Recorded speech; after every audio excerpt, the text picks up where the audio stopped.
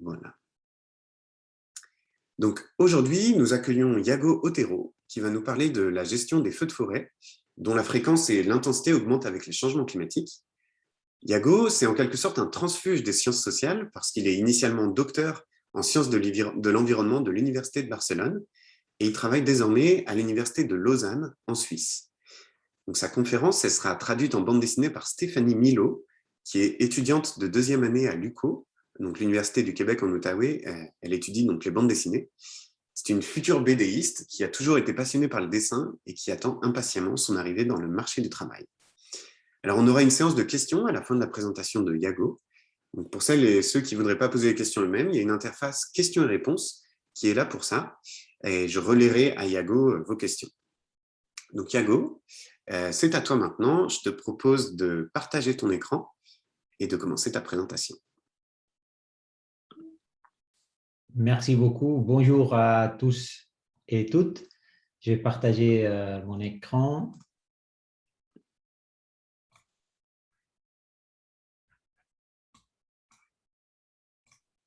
Donc, je te confirme que ça fonctionne. Très bien. Alors, tout d'abord, j'aimerais remercier Timothée Fouqueret et le projet Climat Social pour l'invitation à donner cette conférence où je vais parler des grands incendies des forêts, un peu des causes, mais aussi de quelques possibilités de gestion. Alors, je vous propose un petit voyage autour du monde. On va commencer avec quelques exemples récents de grands incendies de forêt. Après, on va se concentrer sur la région de la Catalogne, en Espagne, pour connaître en détail comment une société essaye de vivre avec les incendies, avec des résultats issus notamment des méthodes des sciences sociales et participatives, pour ensuite tirer quelques conclusions valides aussi pour d'autres régions du monde. Voilà, on commence par le Portugal. À gauche, une image de l'incendie de juin 2017, Pedrogao Grande, et à droite, l'extension de cet incendie en jaune, et puis de ceux d'octobre en orange. Entre 200 et 400 000 hectares brûlés, des dégâts estimés en 1 billion d'euros et plus de 100 victimes mortelles. Il s'agit d'incendies très, très vite qui sortent de l'ordinaire. Celui d'octobre, par exemple, il a propagé à une vitesse maximale de 14 000 hectares par heure, c'est-à-dire que dans une heure, il a brûlé 14 000 hectares. Là, il y a beaucoup de zones agricoles qui ont été reboisées dans les dernières décennies. Donc, l'incendie qui est intensifié par le changement climatique a aussi beaucoup de végétation à disposition. Et puis, il s'agit d'incendies qui croissent le soir, quand la température descend et l'humidité augmente. C'est un peu le contraire que les autres incendies. C'est un comportement nouveau qui a surpris les pompiers. On va en Amazonie avec un fort épisode d'incendie en 2019. Ici, vous voyez une image satellite du 15 au 22 août avec tous les incendies actifs. Là, les colonnes agricoles coupent la forêt pour créer des terrains agricoles, par exemple pour la production de soja. Et après, ils brûlent la végétation coupée et ces feux, parfois, peuvent échapper. Ce n'est pas un phénomène nouveau, pas du tout. Mais s'il y a une année qui est plus chaude, après, ces incendies deviennent incontrôlables. Également, l'assouplissement des politiques environnementales du président Bolsonaro a été ciblé, comme par exemple dans cette manifestation pour la protection de l'Amazonie à Porto Alegre. Épisode aussi sans précédent en Australie avec des millions d'hectares brûlés, un incendie d'un demi-million d'hectares, plusieurs incendies de plus de 100 000 hectares chacun, destruction de milliers de maisons et de victimes mortelles aussi. À gauche, une image de l'incendie de la Nouvelle-Galles du Sud, le 10 janvier. Bien sûr, les conditions d'extrême sécheresse, qui sont liées au changement climatique contribuent et expliquent cette intensité, mais aussi il y a d'autres facteurs, comme par exemple l'exploitation forestière. Quand, par exemple, on laisse les restes de ces exploitations dans la surface, ah ben, ça va aider à la propagation de ces incendies. Donc, il y a d'autres causes aussi, ce n'est pas que le changement climatique. Voilà, on va en Arctique. C'est la zone située à plus de 66 degrés de latitude nord. C'est le cercle que vous voyez ici, où les incendies en 2020 ont brûlé des millions d'hectares. Donc, voilà le cercle ici, l'Arctique. L'animation nous montre les incendies d'été entre 2003 et 2020. Hein. Plus intensité, la couleur plus foncée. Et puis, la présentation, c'est par exemple 16, 17, 18, 19, 20, et puis ça recommence. Hein. 2003, 4, 5, 6, 7, 8. Ce qui est important ici, c'est que les incendies plus intenses entrent dans le cercle arctique en 2019 et 2020, maintenant. Voilà. Donc, par la première fois, on a des incendies super intenses dans le cercle arctique. Hein. Aussi des incendies liés à la sécheresse de la végétation qui ont lieu souvent dans des tourbières, des sols riches en carbone qui libèrent beaucoup de CO2 quand ils brûlent. Et puis ici, vous voyez les émissions de CO2 de ces incendies depuis 2003, où vous voyez que ceux de 2019 et 2020 ont des émissions beaucoup plus grandes que ceux des années précédentes. Donc, les incendies comme effet du changement climatique, mais aussi comme source d'émissions et du coup, source de changement climatique. On est presque à la fin de notre voyage. Les incendies de la Californie en 2020, image de Golden Gate Bridge de San Francisco, le 9 septembre, avec une atmosphère rouge qui couvrait de fumée la ville. C'était aussi un épisode exceptionnel qui a duré des semaines. Dans l'image, dans la graphique de la droite, vous pouvez voir l'intensité des incendies par jour, le mois d'août. En gris, il y a la moyenne de la période 2003-2019. Oh, elle est par là, on la voit presque. Et puis, en rouge, il y a l'intensité de l'année 2020. Hein. Comme vous le voyez, elle a une dimension inconnue. Des experts cités par la presse, ils disaient que c'est une situation alarmante, mais pas surprenante, parce qu'en fait, dans les dernières décennies, la surface brûlée en été a augmenté de 8 fois pour des conditions plus sèches liées, bien sûr, au changement climatique.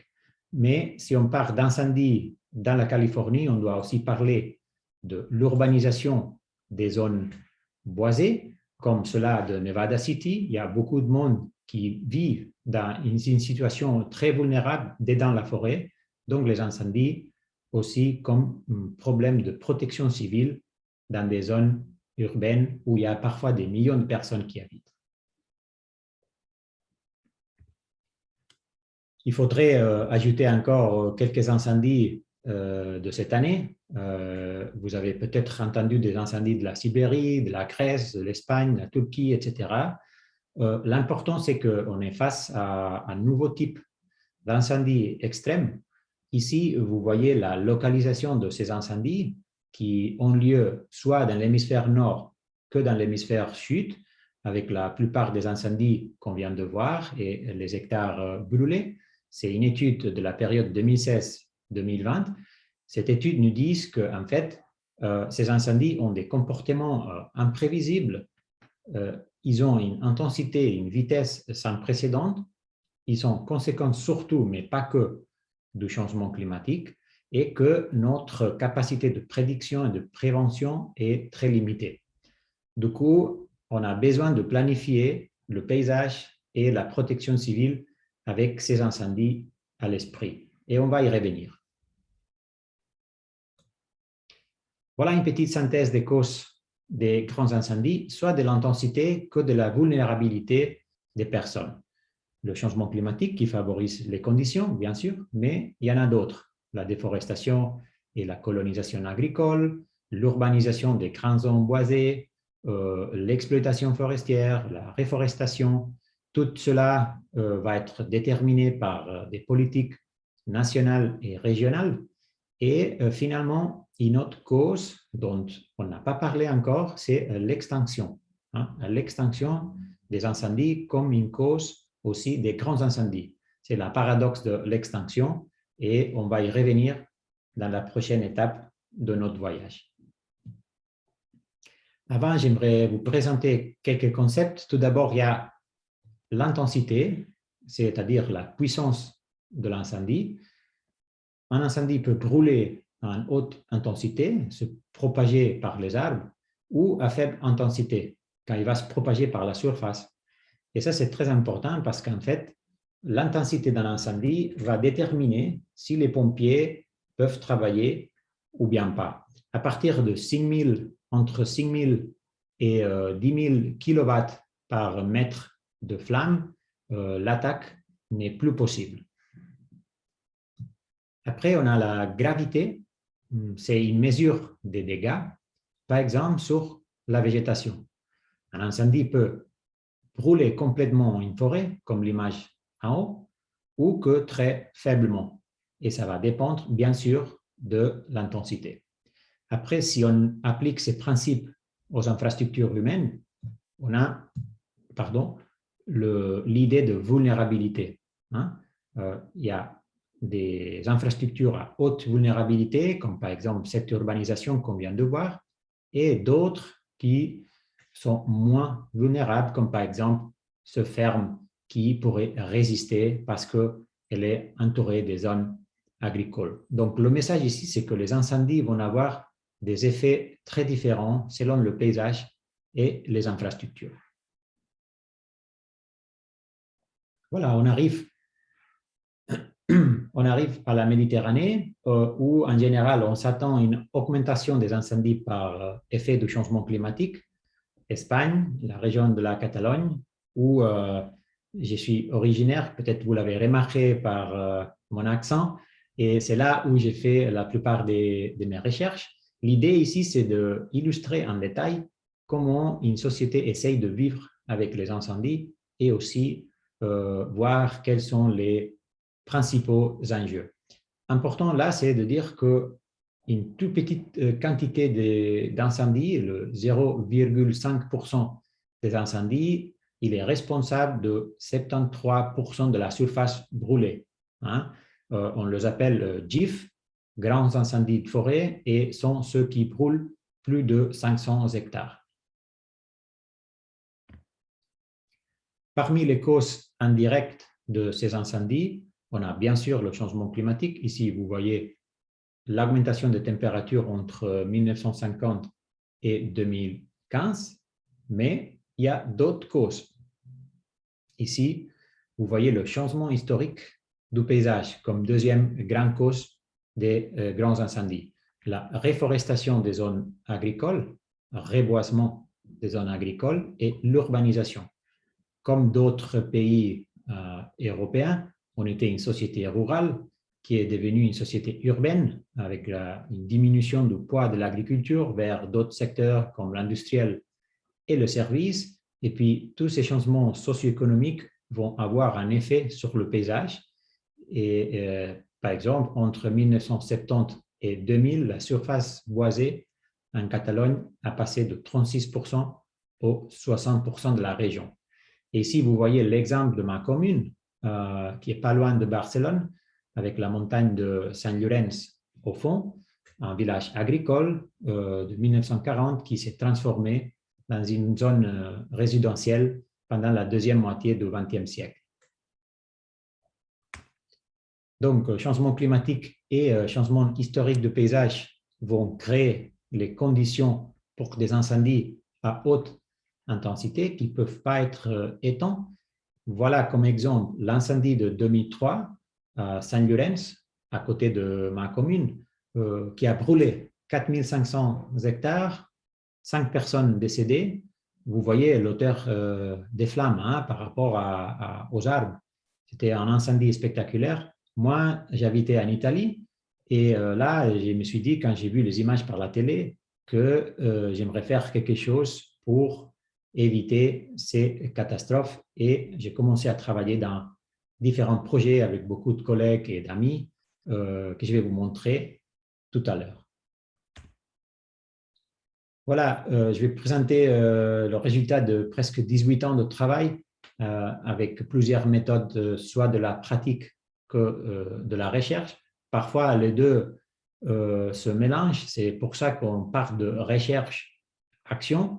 Entre 2003 et 2013, j'étais impliqué dans un groupe de défense de forêt de ma commune. On l'appelle Agrupació de Defensa Forestal, ADF.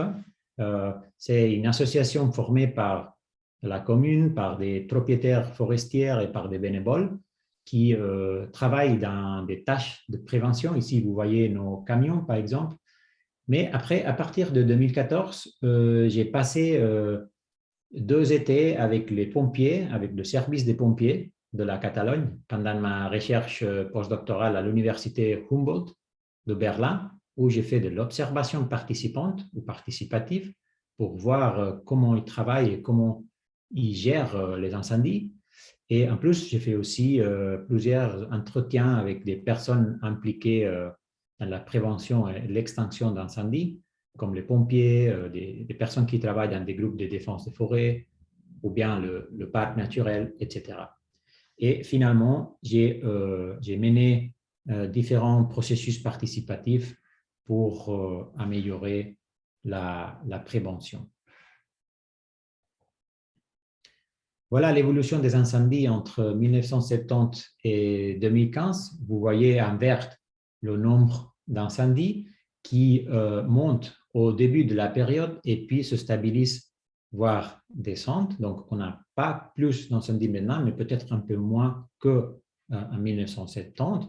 Et la surface brûlée en bleu, où vous voyez que en fait, c'est très variable. Il y a des valeurs extrêmes en 1986 et 1994, où il y a eu plusieurs grands incendies de forêt, et puis des valeurs considérables aussi, mais déjà plus petites, en 1998 et 2012, où il y a eu quelques incendies importants, mais déjà beaucoup plus petits. Donc, à partir de l'année 2000, les grands incendies de forêt deviennent plus petits. Il y a quelque chose qui s'est passé et on va y revenir. Petite histoire du système de prévention et extinction. Alors, tout d'abord, peut-être dire que c'est une compétence du gouvernement régional de la Catalogne, mais il y a aussi d'autres acteurs impliqués. Il y a les autorités provinciales, les communes, les propriétaires forestiers, le parc naturel, etc. 1962 et 1980, il y a eu la création d'un service de pompiers unifié, notamment en 1980, c'est le gouvernement régional qui crée un service qui va unifier tous les services provinciaux et communaux qu'il y avait avant. Après, à partir des incendies de 1986, le Parlement régional a approuvé des lois de prévention, des lois qui, par exemple, prévoient le nettoyage de la végétation dans les jardins des maisons à côté de la forêt, ou bien qui prévoient la régulation des feux pour le maintien des pâturages dans des régions de montagne, etc. On a également créé des groupes de défense des forêts, comme celui que je viens de montrer dans ma commune, pour impliquer les propriétaires forestiers en prévention. Et on a continué à augmenter ce qu'on appelle la capacité d'extinction, donc la puissance d'extinction, le nombre d'hélicoptères, le nombre de camions, le nombre de pompiers, pour une lutte basée sur l'utilisation de l'eau contre les incendies. Après l'incendie de 1998, quand même, il y a quelque chose qui a changé, c'est la création de ces groupes qu'on appelle GRAF, Groupe de Reforç d'Actuacions Forestals, GRAF, un groupe de spécialistes en incendie dans le service de pompiers, qui a changé l'approche comme je vais vous montrer. Voilà comment ces groupes, le GRAF a été créé. Alors, en juillet 1998, il y a eu un incendie très rapide qui a dépassé les pompiers, il a brûlé 27 000 hectares. La presse disait, voilà, la Catalogne est en flammes une autre fois. C'est une sorte de répétition du cauchemar de 1994. Le conseiller régional de l'intérieur de l'époque, qui est le responsable du service des pompiers, m'a dit dans un entretien que cet incendie a causé de fortes agitations politiques. Il y a eu une séance extraordinaire dans le Parlement qui a forcé le gouvernement à changer la politique d'extinction. Donc, le conseiller et aussi le chef du service des pompiers, ils avaient besoin d'une nouvelle manière d'approcher les incendies. Ce qu'ils avaient fait avant, ce n'était pas suffisant. Il fallait dire ou faire autrement. Et ils ont proposé à ce monsieur de devenir chef d'un nouveau groupe d'experts en incendie dans le service des pompiers pour incorporer des nouvelles connaissances et techniques de gestion. Lui s'appelle Marc Castelnau. Il est ingénieur de forêt. Il était pompier bénévole à l'époque. Et à partir de 1999, il a commencé à former un groupe de pompiers et d'ingénieurs forestiers dans l'analyse d'incendies et aussi dans l'utilisation du feu comme mesure de gestion. Voilà, l'intégration de ces nouveaux groupes dans le service de pompiers n'était pas facile parce qu'il a changé son organisation en fait, mais le GRAF s'est consolidé. Il est passé de 36 à 84 membres. Et puis ça, c'est lié au succès dans la gestion des incendies, comme on va voir. Voici 2 unités de GRAF que j'ai pu suivre pendant mon terrain. GRAF 00 s'occupe de l'analyse sur place des incendies, donc il se déplace à tous les incendies et élabore la stratégie à suivre par le service des pompiers. Et puis, GRAF 01 s'occupe de la prévision de risques et la coordination des unités régionales.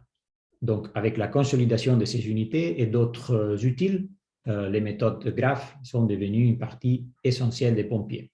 Avant, le GRAF, comme je viens de dire, l'extinction, c'était basé sur l'eau, l'eau pour éteindre le feu.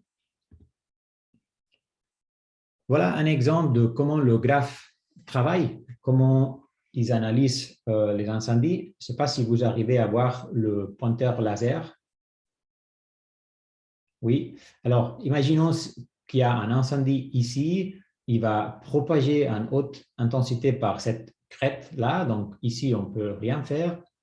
Par contre, après, il va descendre cette montagne où il y a des vents qui vont en direction contraire à l'incendie. Du coup, ça va ralentir l'incendie. Et ici, numéro 1, on a une première opportunité pour arrêter l'incendie.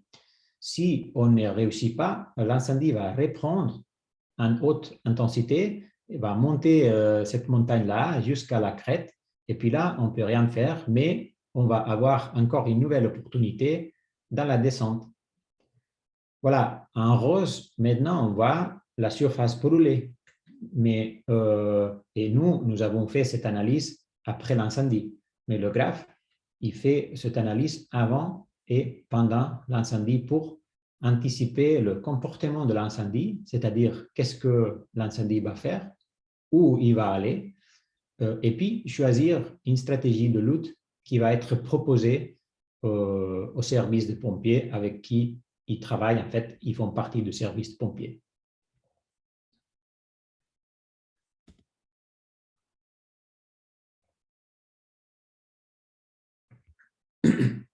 Donc, avec ces connaissances, le GRAF a développé différents concepts que je vais introduire tout de suite. Le premier, c'est le concept d'opportunité d'extinction.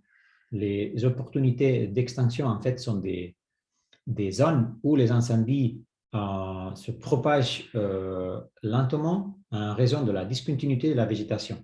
Donc, il s'agit des zones où il y a moins de végétation et l'incendie, comme ici, va se propager à faible intensité par la surface. Donc, le contrôle est possible. Ici, la métaphore, c'est que l'incendie a la porte fermée, il ne va pas passer. Par contre, ici, tout en haut, on a une propagation par les arbres. Donc, l'incendie va se propager à haute intensité. Le contrôle devient impossible. La porte est complètement ouverte. Et maintenant, quelque chose de super important qui est peut-être une des clés de la conférence. Il y a différents types d'opportunités d'extinction. On va les voir, mais y compris les incendies du passé. Ici, vous voyez un incendie de 2015 au sud de la Catalogne. Donc, cet incendie, c'est une opportunité pour arrêter les incendies d'aujourd'hui. Parce que s'il y a un incendie aujourd'hui ici, il va monter par la montagne, mais quand il va arriver ici, il va avoir tendance à s'arrêter. On va pouvoir mettre des pompiers là pour arrêter l'incendie dans cette opportunité d'extinction. Donc, les incendies du passé nous aident à contrôler les incendies d'aujourd'hui. Après, ils se sont dit, si on intervient dans ces zones avant de l'incendie, cela va faciliter l'extinction. Et du coup, le concept de point stratégique de gestion, il est apparu où il y a différentes interventions, comme par exemple l'éclaircie, l'agriculture, le pâturage, le brûlage dirigé, qui sont prévus pour créer des opportunités d'extinction. Et à partir de l'année 2000, ils ont commencé à aider les différents services de prévention des parcs naturels et communaux aussi pour incorporer ces points stratégiques de gestion dans leur plan de prévention. Donc, si vous voulez, la philosophie des services de prévention a commencé à changer, d'essayer d'éliminer les incendies considérés comme quelque chose de négatif pour l'écosystème et le paysage, vers une idée que l'incendie fait partie du paysage, comme la végétation ou la faune. Un paysage qu'on doit aménager pour éviter les incendies à haute intensité. Voilà l'idée principale. Un des collectifs avec qui le GRAF a travaillé, c'est notre groupe de défense de forêt de Matadepera, que je viens de vous présenter, où après l'incendie de 2003, on a développé un plan de prévention de grands incendies avec une philosophie très similaire, où le GRAF a identifié les points stratégiques de gestion et nous les avons traduits à des interventions concrètes. Ici, vous voyez une image de notre plan de prévention où, en orange, par exemple, on a les champs agricoles existantes qu'il faudrait maintenir. En jaune, les champs agricoles anciens qu'il faudrait récupérer. En rose, les zones boisées pleines à éclaircir. On va voir les éclaircies. Et en vert, des zones boisées en pente plutôt raide à éclaircie où les travaux sont plus chers. Et pour implémenter ces zones, voilà, il nous a fallu tout d'abord le soutien financier de plusieurs institutions, notamment la commune, mais aussi le parc naturel, des accords avec des propriétaires forestiers pour intervenir dans leur forêt. Ici, vous voyez une des éclaircies qu'on a fait en 2007. L'éclaircie, il s'agit d'enlever un certain nombre d'arbres pour la production de bois, mais dans ce cas-là, pour limiter la propagation des incendies. Il nous a fallu aussi obtenir des accords avec les agriculteurs locaux pour le maintien des champs agricoles, des accords avec des bergers pour maintenir les zones éclaircies avec des troupeaux. Donc, voilà un exemple des projets qui se sont mis sur place en Catalogne pour réduire les grands incendies de forêt avec l'aménagement du paysage. Il y en a beaucoup plus. Il s'agit de projets qui ne sont pas faciles, pas du tout, parce que ces activités sont plus rentables, mais celui-ci, il a bien marché et aujourd'hui, il est consolidé. Alors, il y a une étude récente qui nous montre que ces mosaïques paysagères, alors mosaïque paysagère, c'est ce type de paysage où il y a des parties boisées, des parties agricoles, des pâturages, les mosaïques paysagères pourraient réduire la surface brûlée, mais on aurait besoin d'environ 5 km² de nouvelles surfaces agricoles par an. D'accord? Et en fait, c'est la même quantité, la même surface qu'on est en train de perdre par effet de l'urbanisation et la réforestation. Rappelez-vous que la tendance générale en Catalogne et dans d'autres pays de la Méditerranée du Nord, la tendance générale, c'est la réforestation et la perte de surface agricole.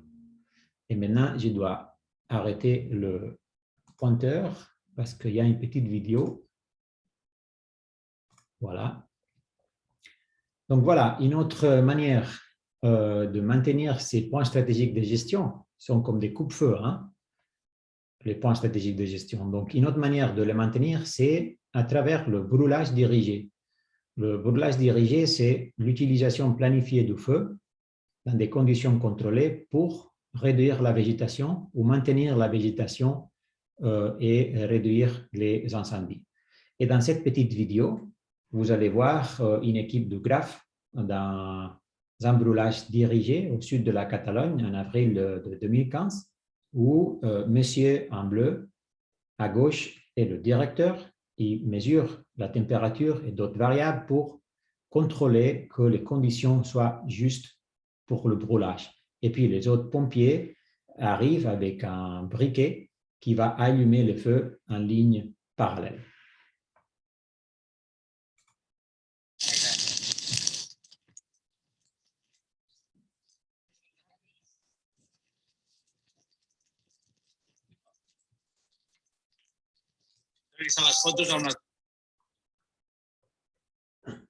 Voilà une petite étude qui a évalué l'effet de différents programmes de brûlage dirigé.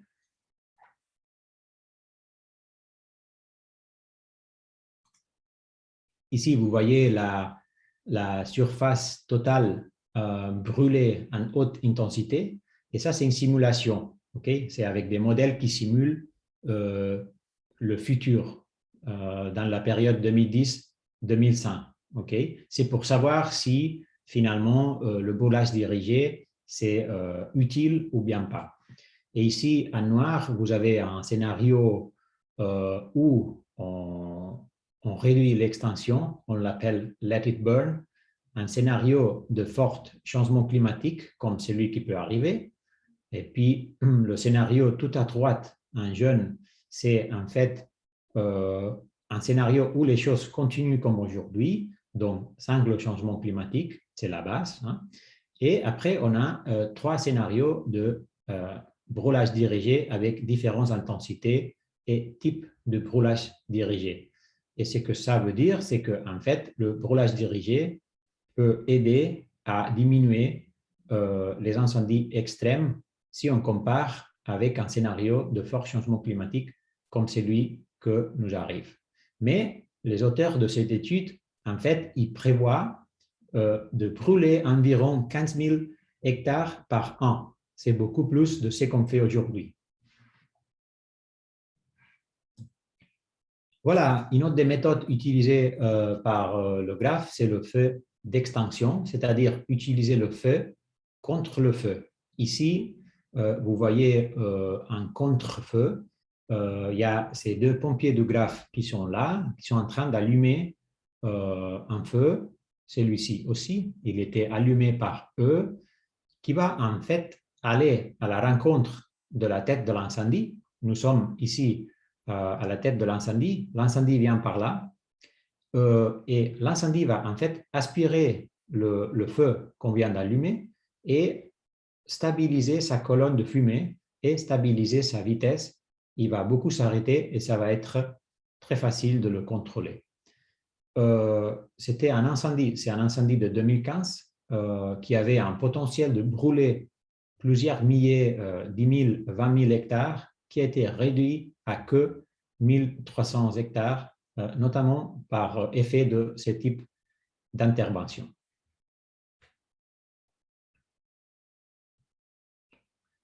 Maintenant, on revient à la graphique d'évolution de l'incendie. ou à partir des années 2000, comme on a vu avant, la surface brûlée par an est beaucoup plus petite qu'avant. Et il y a des études de modélisation qui montrent que cela est une conséquence des pratiques d'extinction du graphe, surtout l'utilisation de ce qu'on vient d'appeler opportunités d'extinction. D'un côté, ça c'est un succès parce qu'on a moins d'incendies et du coup moins de surface brûlée est affectée. Mais de l'autre côté, si on fait les incendies aujourd'hui plus petites, si on les limite, on va avoir moins d'opportunités pour étendre les incendies du futur. Rappelez-vous qu'une zone brûlée aide à arrêter les incendies. Cela s'appelle la paradoxe de l'extinction et cette paradoxe, dans quelques régions comme par exemple l'Ouest américain, est la cause de l'augmentation des grands incendies de forêt et une des causes. D'accord? Alors, comment est-ce qu'on peut, et j'arrive presque à la fin, comment est-ce qu'on peut sortir de cette paradoxe? Tout d'abord avec les options de prévention que je viens de vous montrer, mais aussi il y a la possibilité d'utiliser les incendies eux-mêmes comme méthode ou outil de gestion de la végétation. Ici, vous voyez un petit incendie de foudre en 2014 où le GRAPH et le service des pompiers ont décidé de ne pas éteindre, mais de confiner le feu et de suivre son évolution. Vous voyez ici le pompier GRAPH qui ne lutte pas, mais qui observe ce qui se passe avec cet incendie. C'est comme, vous l'avez bien compris, c'est comme transformer un incendie dans un brûlage dirigé. OK? Une étude a montré qu'en fait, si on laissait brûler plus d'incendies dans les années douces, dans les années où la météo est douce, elle n'est pas extrême, ce n'est pas trop chaud, on pourrait en fait réduire la surface brûlée dans les années extrêmes.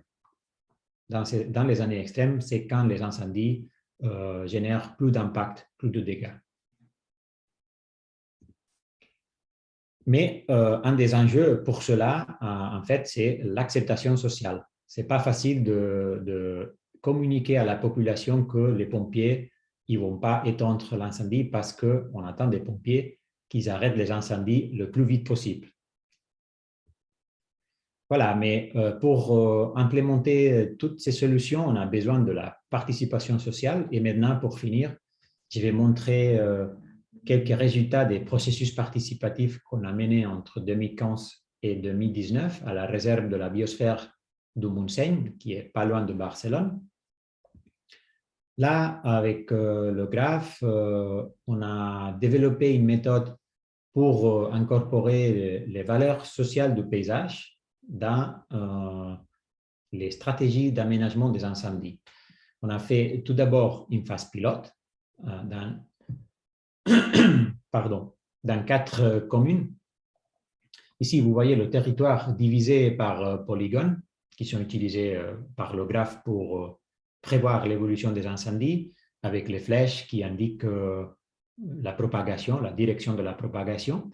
Et ensuite, on a organisé des expositions dans les communes avec des panneaux, vous le voyez là, des panneaux sur les valeurs de chaque polygone, des valeurs de biodiversité, de valeurs de patrimoine, les activités économiques qu'il y a dans chaque polygone, etc. Les panneaux, ils avaient été préparés au préalable avec des acteurs du territoire. On a travaillé avec des propriétaires, avec le parc naturel, avec des musées, etc.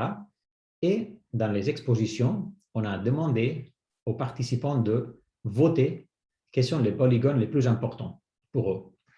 Et vous voyez que ici, le polygone 5 a été considéré le plus important, celui de 3, 1, 4, 2.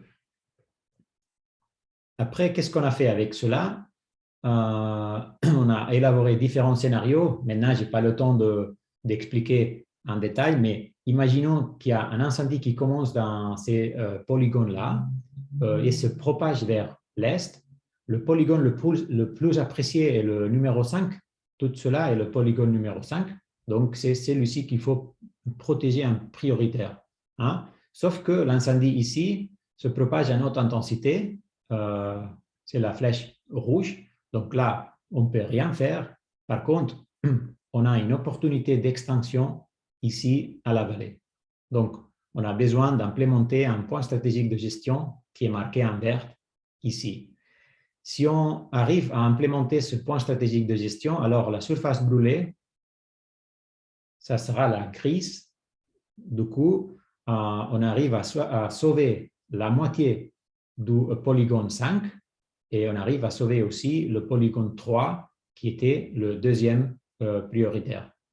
Donc, c'est un exemple d'une sorte de dialogue. Donc, cette stratégie a été discutée ensuite avec les présidents des communes et les parties prenantes. Donc, c'est une sorte de dialogue entre les pompiers et la société pour décider comment aménager le paysage pour qu'il affecte le moins de valeurs possible. Hein. Et c'est un dialogue facilité par les chercheurs, par nous, pour aider à prendre des décisions qui vont affecter le territoire, mais en sachant que l'incendie, il va aussi prendre sa propre décision. On ne peut pas tout décider. Et voilà, on est à la fin de notre séjour en Catalogne. Voilà plusieurs options pour vivre avec les incendies.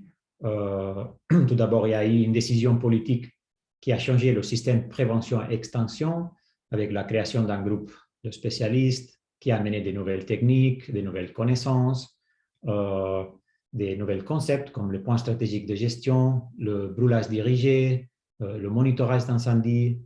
On a vu que la prévention dépend fortement de la création d'une mosaïque paysagère. Hein. On a vu aussi l'importance de la participation sociale pour prendre des décisions qui vont affecter le territoire et le futur d'un territoire. Et aussi, c'est important de remarquer, d'insister sur cette idée d'une nouvelle culture. Hein. La création d'une nouvelle culture qui voit l'incendie comme une partie du paysage, pas que comme quelque chose de négatif. Donc, si on prend tous ces points ensemble, on se rend compte qu'en fait, vivre avec les incendies implique une transformation sociale, économique, culturelle et écologique assez importante. Et voilà que j'ai fini maintenant. On revient au monde pour tirer quelques conclusions très rapidement. Alors, dans certaines parties du monde, les incendies ont pris une intensité sans précédent. Ils posent des problèmes de protection civile, surtout.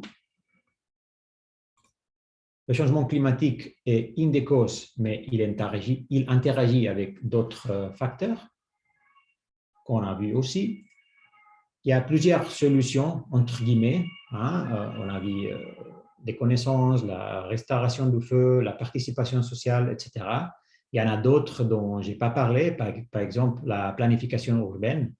C'est super important de bien décider où on situe une zone résidentielle et ne pas situer les maisons là où le risque est plus haut.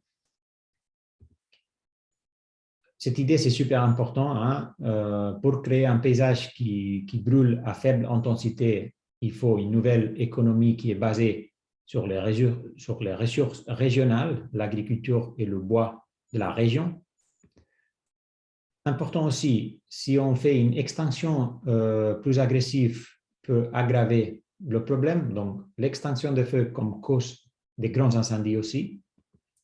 Et puis finalement, par rapport aux méthodes, on a vu comme les méthodes participatives et des sciences sociales ou socio-environnementales permettent de comprendre en détail un phénomène complexe et ainsi que les possibilités, mais aussi les enjeux d'action.